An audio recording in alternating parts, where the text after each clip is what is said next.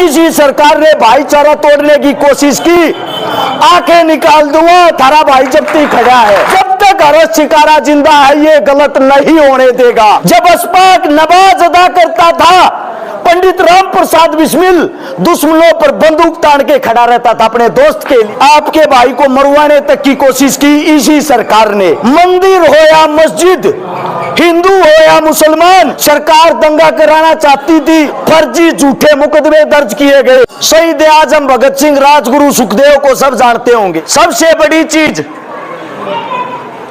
हिंदुस्तान जो सरजमी है वो हम सब की है। अगर यहां से इस मिट्टी को उठाओगे, इस मिट्टी के अंदर 6,32,000 ऑन पेपर ऑन रिकॉर्ड हमारे अपनों ने अपनी कुर्बानी दी। और जब देश की आजादी की बात आई, आपस में जो हिंदू मुसलमान करवाया गया, 1 लाख आदमियों ने इस भाईचारे को कायम रखने के लिए अपनी कुर्बानी दी। लगभग ऑन रिकॉर्ड 7,32,000 आदमी जब शहीद हुए, तब जाके हमें ये आजादी मिली। लेकिन हकीकत जो है, आजाद हम आज भी नहीं है।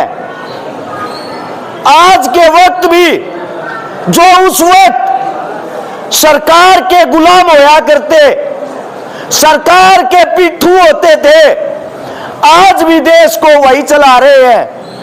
हिंदुस्तान के अंदर सर्वे कर लेना, कहीं भी गरीब का, मजदूर का, दलित का बेटा 1% भी कुर्सी पे बैठा हुआ नहीं मिलेगा। पूरा 1%।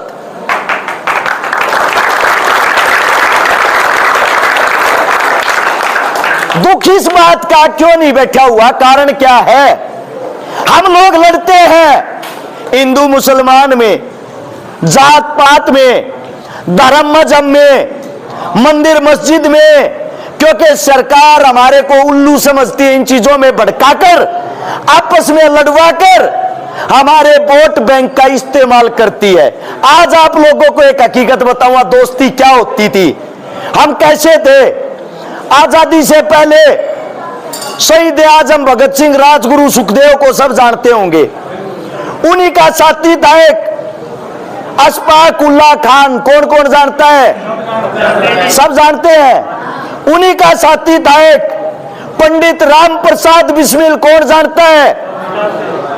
एक बार अशफाक उल्लाह खान बीमार हो जाते हैं, उनकी आंखें नहीं खुल रही, अपने घर में लेटे हैं।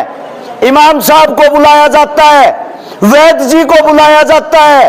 अशफाक की हालत खराब है, कृपया देखे क्या हुआ है। आंखें ही नहीं खोल रहा। जब वैद्य जी आता है, इमाम साहब आता है, अशफाक का हाथ पकड़ते हैं। अशफाक के मुंह से एक नाम निकलता है। अशफाक बोलता है राम।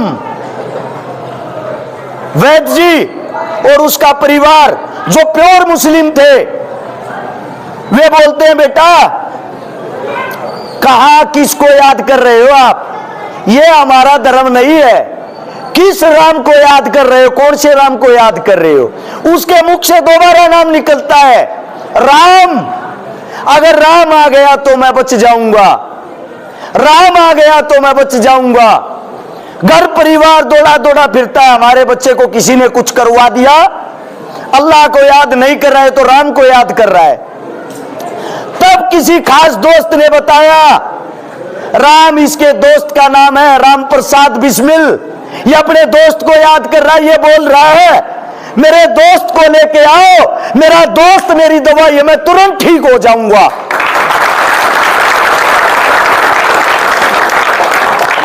पंडित राम प्रसाद बिस्मिल जिस वक्त राम के नाम लेता था, अशफाक उल्लाह जो एक मुस्लिम था सच्चा, वो अपने दोस्त की हिफाजत में बंदूक तान के खड़ा रहता था। और जब अशफाक नमाज अदा करता था, पंडित राम प्रसाद बिस्मिल दुश्मनों पर बंदूक तान के खड़ा रहता था अपने दोस्त के लिए।